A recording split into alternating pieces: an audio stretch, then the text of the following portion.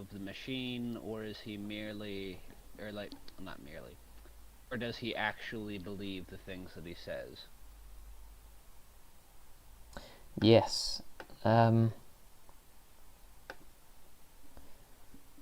not sure. I haven't really looked at Sam Harris and the things he does enough to kind of make a judgment on that. Yes, neither have I. Okay, so I suppose one of them would be AOC. I feel like AOC probably feel like she maybe does believe what she says, but I don't necessarily mean that as like a compliment. I think maybe Mm. she's a you might call like a useful idiot. Yeah. Like she actually believes everything she says, Mhm. and the machine is just able to manipulate her just because she's not terribly bright. Mm. Do you want to? Uh, I might make. Although it Should also might be that she's crazy because I? Mm. she doesn't seem to have like a low IQ or anything. She just seems like she just doesn't seem well informed. Mm. So, I mean, the categories of grifter or boomer. Could there be more categories than that, or? That's just sort of the main things I was thinking about. Mm. I Can you think of any other categories? Well, I guess the main thing would be, well, just a character like Oh, like AOC. I no Would no, where I would just she thought of fall another under? thing. Is where would she fall under? Mm. But well, surely there'd be. I don't think she fits both, really. You know what? Which is No, not no. really Let's old just. enough, is she? I feel like we need to have a straight up minion category for the Yeah. person. Yeah. Like they're not in on it. They're not fully initiated on Mm. whatever the agenda is, but they they sort of know what they're doing, and they know that they're sort of duping people. Mm. Because the boomers, they kind of find it difficult to define how you would define a boomer in terms of their worldview and how they act. Someone who holds sort of who believes that maybe political change can still occur through like Republican Democratic politics and that kind of thing. I think I think in what's it? Who hasn't changed with the Not that times. yeah, it's not that the boomers believe things that are fundamentally untrue. It's just that they believe things that aren't true anymore, Mm. Yeah. or at the very least aren't as easy as they make out. You know, like I don't necessarily think it's correct to say that it's completely impossible to have any meaningful change by peaceful or normal democratic means. Yeah. Although depending on what country you're talking about, less than peaceful means might be perfectly normal and democratic. Looking at you, France. Uh, no, I think it's just that what's it? I suppose the thing that I would say is like, what's it? Because like, it may just be that I just watch Tim Pool too much and give him too much credence, but think maybe he's right when he says that like when you say that voting doesn't work, you're sort of shooting yourself in the foot because then nobody on your side votes and nothing changes in the way that you want it to. I guess the thing is though, who are you going to vote for in a way, and then what kind of In America, we sort of have options. mm. Like within the Republican Party, we have the sub party of like the MAGA movement and stuff. Yeah. No, which isn't quite as conservative as I would like. It's very much the sort of like macho secular conservatism of the 80s of just like yes capitalism and freedom, but like it's better than nothing. Yeah. Actually, that reminds me of there's this like, do you know that famous pastor, Pastor what's his name? How do you pronounce it? Doug Wilson. Doug Wilson. No, I've not heard of him. Oh, he's like this Calvinist preacher type person, and he said basically he votes Republican because like he pictures himself on like this cart heading towards the edge of a cliff, and like the Republicans are helping. Sort of the only thing he'll do. Well, how can I put this? The Republicans are like slowing the thing down so that he can get off before they actually hurtle towards the edge. But they're still heading in the same direction. That makes sense.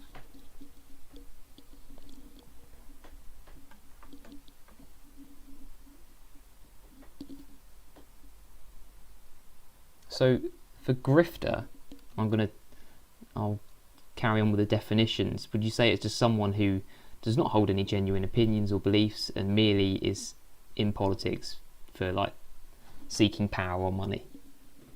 I think that would be like the pinnacle grifter. That would be someone who, if society was dominated by a right-wing agenda, would be on side with us. But because society is today dominated by a left-wing agenda, is against us. Yeah, so they kind of... Those people... essentially just like spineless people is what I would classify that as. I'd say that... okay, so yeah, I guess that maybe is like the pinnacle grifter. I feel like there's also a kind of like weirdly idealistic grifter that exists as well. That is sort of a... like, grifter is the wrong word. Subverter might be the better word, you know, of like people who do have a clear goal in one direction or the other. Yeah. And they will not compromise on it, though they may pretend to compromise on it for expediency's sake. They're sort of a subtle serpentine people. So I guess you've got grifters, subverters, boomers. So we've got grifter, subverter, boomer, and I've also got minion, like progressive minion. Or I could just say progressive. Yeah, although I do think that it's important to say it's like a lot of this stuff, it's like it's only like a lot of these people are only progressive because that's just the current thing. If the current thing was anything else, they would be whatever the other thing was. Yeah. It's very much like the meme of like, ooh, it's got to be like this month it's this tragedy, and like next month it's like some disease, and now it's we're all worried about Ukraine. But then we, you know, like,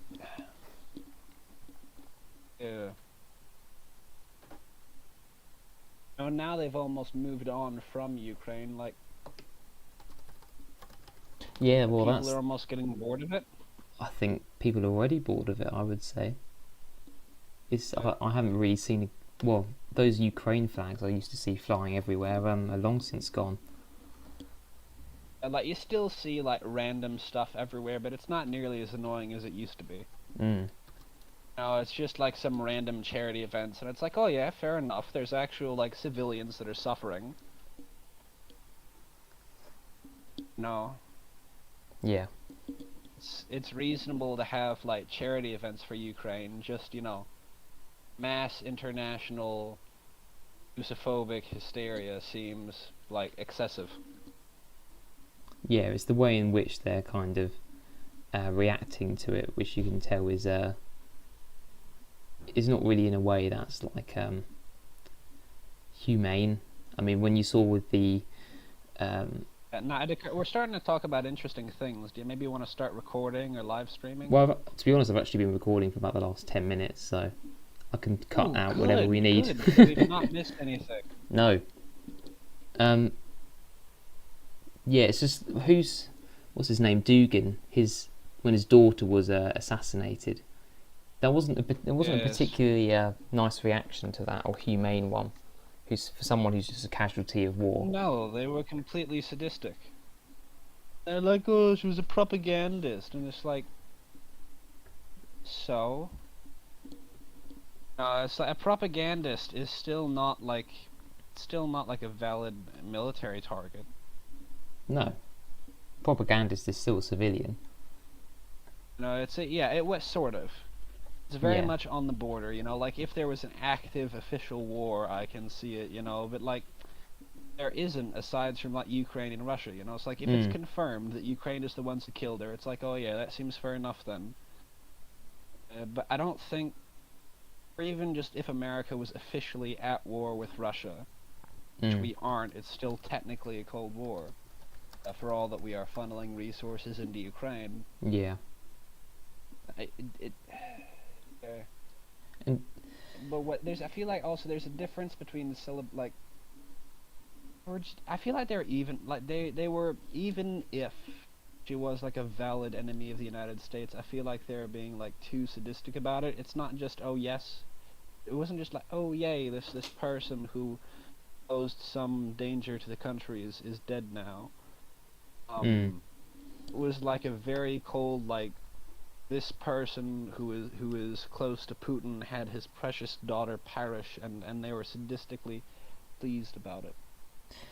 Yeah, and it was also something that occurred hundreds of miles away from where it actually took place. The war, I mean. Yeah. Well, and that reminds me, actually, is you know the what conspiracy theory do you give the most credence to? I think it's actually reasonable, though I'm not sure. What's it? Russia is a mystery wrapped up in an enigma, etc. One can never be sure what they're doing. But a part of me wonders if maybe if it wasn't Ukraine or even a Ukrainian sympathizer that did it, I wonder if it was maybe someone in the Russian government, a false flag operation, killed Dugin's daughter in order to generate sympathy for Russia, Um, and also to sort of, make the West look terrible. I mean, it could very well be. Yeah, I'm. Even if it wasn't like a full false flag like that, it might have been more of a intentful neglect type thing. Yeah. As is wi- as is sort of the common consensus with regard to a certain American tragedy in the year 2001. Mm. Well, we should bear in mind It's as like, well oh no, that. we're not saying that the feds did it on purpose. We're saying that the feds allowed it to happen for expedience sake. Mm. And I guess to give a little bit more credence to that, it's they weren't aligned, Putin and Dugin, in their beliefs. Dugin's a bit of a he has very strange Not perfectly opinions. aligned. Well, wacky. There's strange opinions for a European, I think. Like his idea of the Russian spirit, to me, sounds very similar to the idea that, like, anyone can be an American if they just think like an American. Yeah.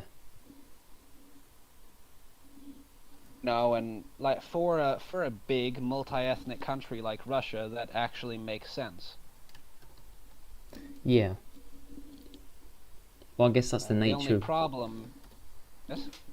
that's the nature of multi-ethnic countries, isn't it? You have to have some sort of way of unifying them. Yes. In America, you kind of had Christianity for a long time, but only very tacitly. Because everybody, basically, for most of American history, everybody always was fine with the Jews. The Catholics never really considered the Protestants to be Christian, and the Protestants never really considered the Catholics to be Christian, so... like, as much as they might have tolerated each other, it wasn't for any kind of pan-Christian reasoning. It was very much just the tolerance of one religion for another. And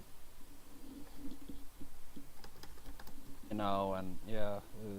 I mean, the kind of what is the unifying spirit now of America? I don't even know if it has one, and if it does, it's crumbling. I feel like that's the reason why America is in danger, is because America, like, it very explicitly, like, it can't. It's just practically impossible to make, like, an ethnically or racially homogenous America. It would just be... You would either have to break up chunks of America, which is something that no American is allowing to let happen, or you'd have to deport, certain communities, and that's not really something that anyone wants to do either. Like even like you'll get some people who want to deport like illegal immigrants, but nobody wants to deport Mexicans in general. Mm. Because they're generally recognized as like, well, they're decent conservative people. They're all Catholic. They all think that abortion is wrong. We have no big disagreements with them,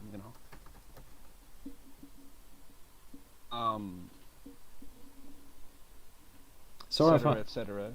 sorry if I haven't been And, responding very much. I've been trying to think of No, characters. Well, that's fine. I was continuing with my train of thought. Yeah, continue on.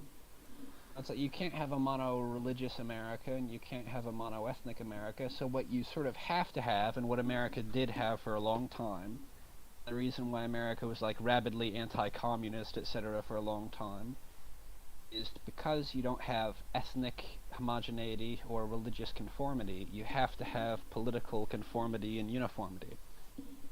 Mm. And America sort of did for like a long time. Now we don't. So, that's sort of like the last uniting aspect of America is basically dead. No, there is no more political common ground that everyone can agree on.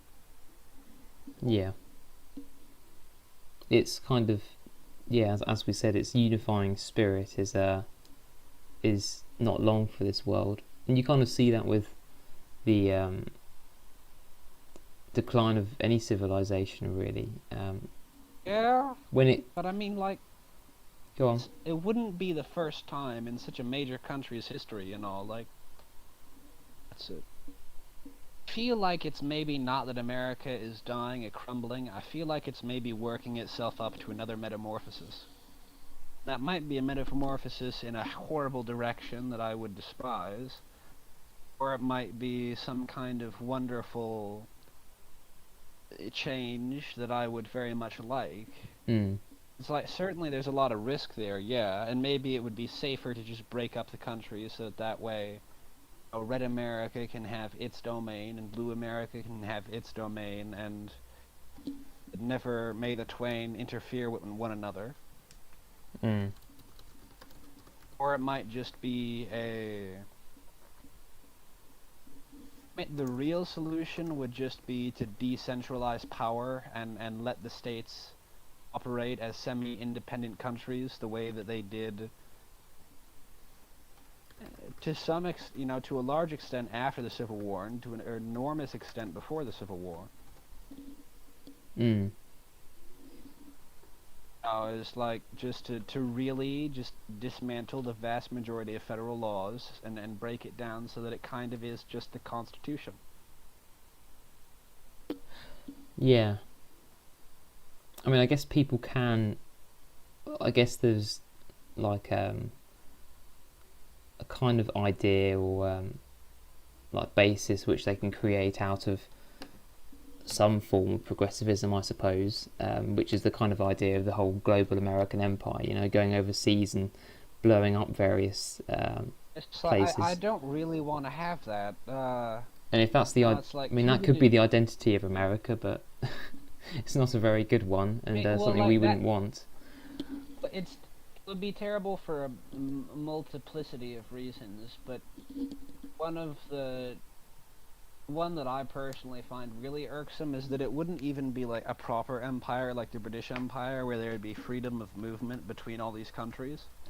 Because it wouldn't be an open, honest empire. It would be a secretive, subversive thing, where all these countries are supposed to be independent, but they're basically just puppet states. And they basically just exist in a purposefully unstable state in order to keep the war machine churning. Yeah. Whereas the thing that I would much rather have happen, may God forgive me for posing a compromise with the military-industrial complex, but I feel like, all right, Boeing and all you jerks, if you want to make weapons and have them used in war, that's fine, but it's like we're gonna actually conquer these countries and hold them, oh, Mm. and integrate them into the United States as like proper political entities, and you're not gonna have your forever wars anymore. Yeah. No, but like that's just not something that would be allowed to happen nowadays, No, and partly because, um, well, we don't even know who actually is in charge of our nation as well, of our nations. When you have the likes of, Bill Gates and all that sort of thing. Who does he hold power? Does he I've not said it hold power? before. I've said it before, and I'll say it again. I think that the power is sort of awkwardly decentralized between a bunch of these evil elites, Mm. and I think that they're basically just being like knowingly manipulated by Satan. Mm. Like, yes, I believe that there is like a satanic conspiracy, but I don't think that the evil elites know that they're participating in it. I think that they're just doing Yeah. they're just doing things to enrich themselves. Mm. The very stupidest of them are probably doing things that they think will make the world a better place. And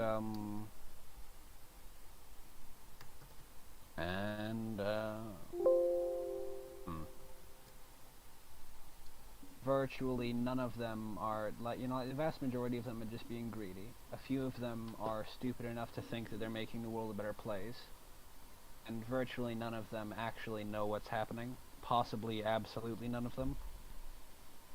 Yeah. Well, many of them don't. I think we said before in our previous truck dash thing, we don't know, or they don't know what the consequences of their actions may necessarily be, because they're not living in those communities where those effects are happening.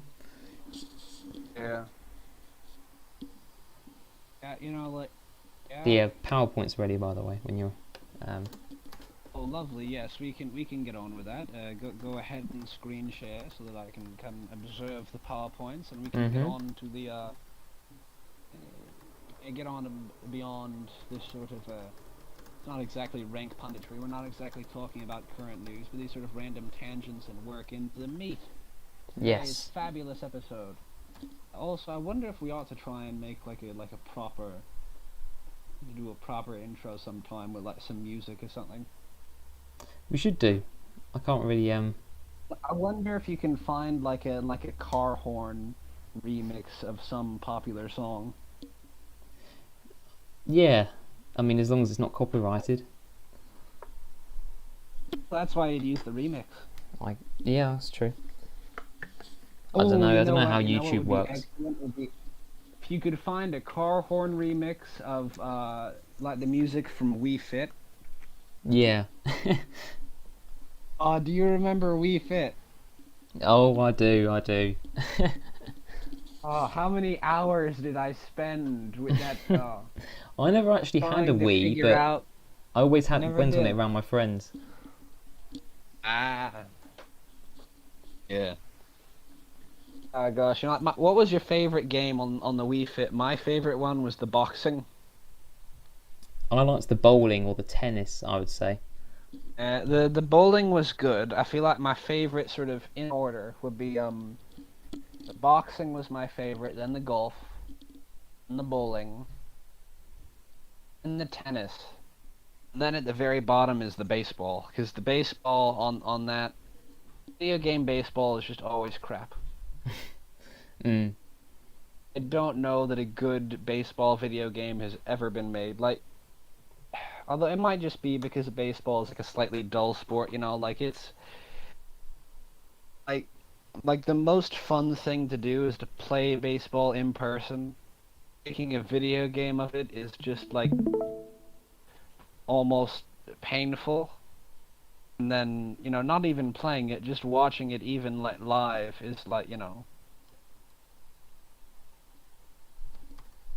Because I've had the privilege of watching several live baseball games, and almost nothing. Rarely been lucky enough to see anything interesting happen. I'd say that Mm. football and basketball have both exploded in popularity for good reason.